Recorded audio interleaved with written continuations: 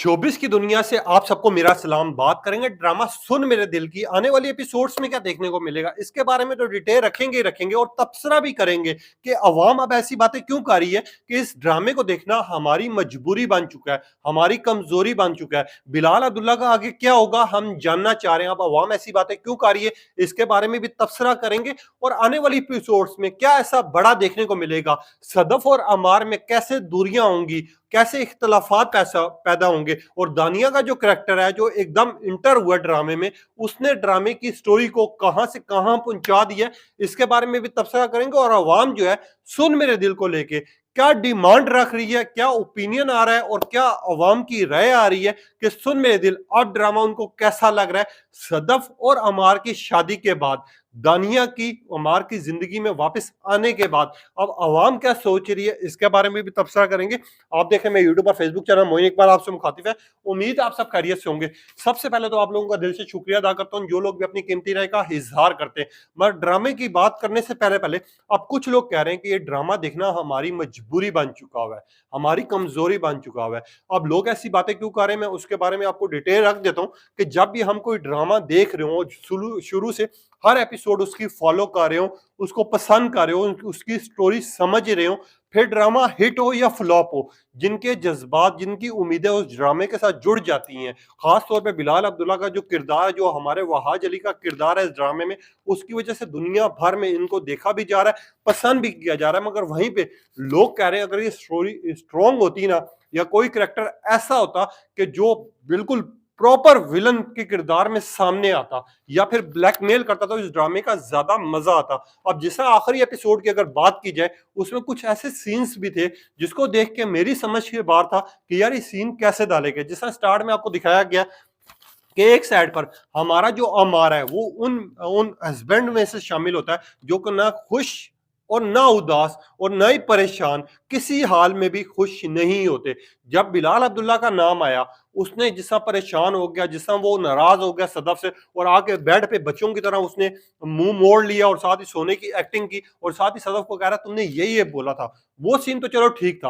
मगर उसके बाद अगली सुबह जैसी हुई आपको अमार बेड पे नजर नहीं आया, वो दानिया से मिलने चला गया। मगर यहां पर सबसे बड़ा सवाल जो कि इस एपिसोड को अधूरा कर गया है, वो दानिया ने उसको फोन कब किया, दानिया ने उसको मिलने के लिए कब बुलाया, दानिया ने उसको सुबह सुबह कैसे उसको बुलाया, ये चीज नहीं दिखाई गई। अगर ये दिखाई जाती तो ड्रामा थोड़ा सा इंटरेस्टिंग हो जाता कि यार एक साइड पर अमार को फोन आ रहा होता और सदफ उठ के पूछती कि यार अमार आपको फोन क्यों आ रहा है, किसका आ रहा है, तो ये ड्रामा थोड़ा सा ना इंटरेस्टिंग हो जाता। आपको ये सीन दिखा दिया गया।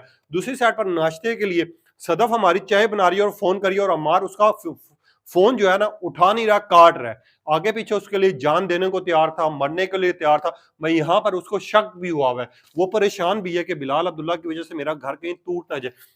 दूसरी साइड पे वो दानिया के पास जिस तरह गया, दानिया वाला अगर आपने सीन देखा हो कि दानिया के पास वो जाता है और साथ ही उसके साथ बात करता है और दानिया जिस तरह भाग के उसके गले लगती है और वो अपनी स्टोरी उसको सुना रही होती है और जिस तरह अमार साहब पूछ होता है कि तुम्हारी डिवोर्स किस तरह, ये सब सीन्स थे ना कुछ ये ड्रामे में डालने चाहिए थे जिसकी वजह से ड्रामा पूरा होता। अभी ड्रामा अधूरा है, वो उसने अपनी जो लफ्जों में स्टोरी तो सुना दी मगर कोई ऐसा सीन नहीं दिखाया गया।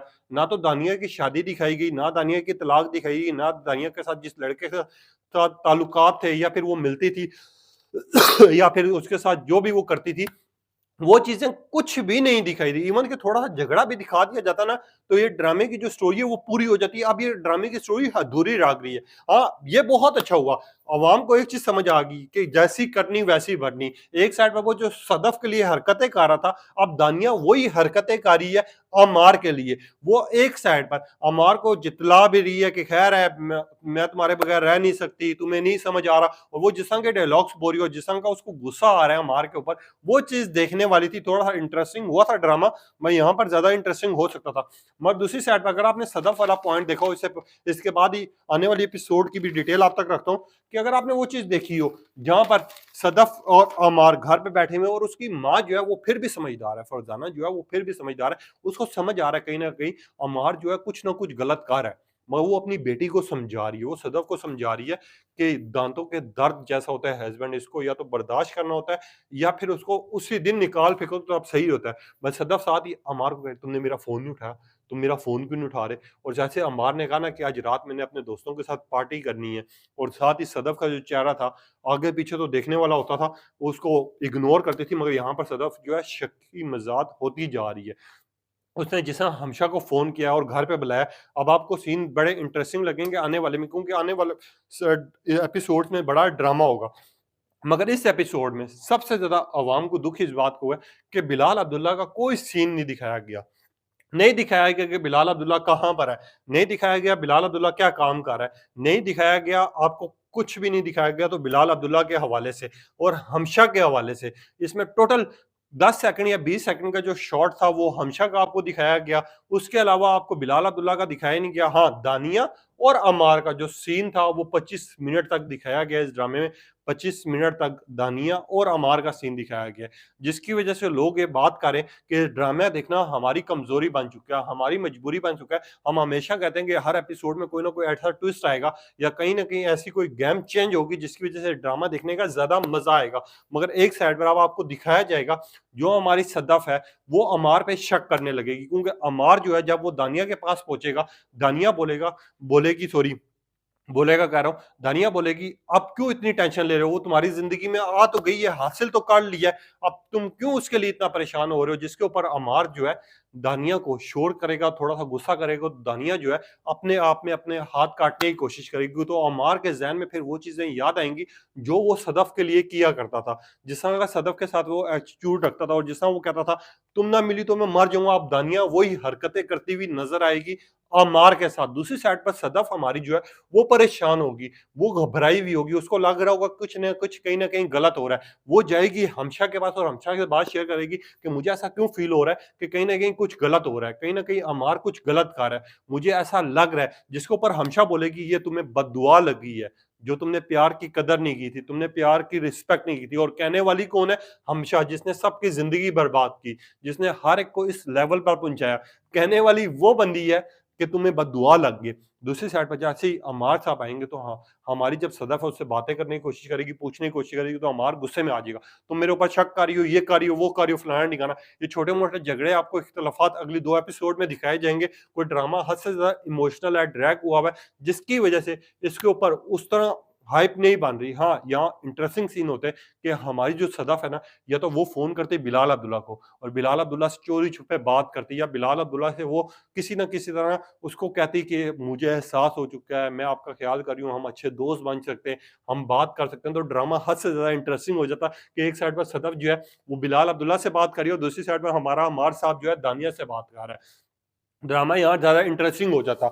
वहीं यहाँ पर आपको दिखाया गया कि एक साइड पर सदफ़ जो है, दिल ही दिल में उसको कहीं न कहीं बिलाल अब्दुल्ला की सोच आती है, मगर दूसरी साइड पर वो अमार को लेके शदीद परेशान है। आपको दिखाया जाएगा कि अमार और सदफ़ का झगड़ा होगा इस एपिसोड में, और जब एपिसोड लगेगी तो अमार जिस तरह का बिहेव करेगा हमारी सदफ़ के साथ, सदफ़ शदीद परेशान हो जाएगी और सदफ़ को सोच आना शुरू हो जाएगी। बिलाल अब्दुल्ला की और सदफ़ सोचेगी कि यार, हर मर्द ना बिलाल अब्दुल्ला जैसा नहीं होता।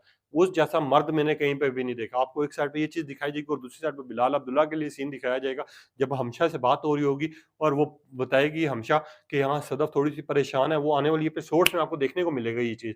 और साथ ही अब बिलाल अब्दुल्ला का जो है वापस ज जैसे ही यहाँ पर कमबैक होगा, यहाँ पर इतने इख्तिलाफ़ात बढ़ जाएँगे कि हमारी सदफ़ साहिबा और एक घर में रहते हुए भी वो साथ नहीं रहेंगे। वो अपने घर या तो चली जाएगी या वो वहीं पे रह के अम्मार को इतना ज़्यादा तंग करेगी और इतना ज़्यादा पूछेगी सवाल, जिसके ऊपर अम्मार परेशान हो जाएगा और अम्मार को लगेगा, अब जो मेरी ज़िंदगी में ना असल में वो दानिया ही है।